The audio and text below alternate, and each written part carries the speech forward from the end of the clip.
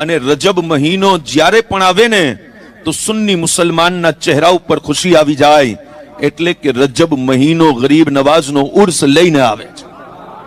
આ રજબ મહિનાની અંદર સૈયદના ઇમામ જાફર સાદિક રદિયલ્લાહુ તઆલા અન્હુનો તહેવાર પણ મનાવવું મશહૂર છે. અને આ રજબ મહિનાની અંદર વિલાદત છે મૌલાએ કાયનાત અલીગુલ મુર્તઝાની. અને આ રજબ મહિનાની અંદર એક રાત છે જેને શબે મેરાજ કહેવામાં આવે છે.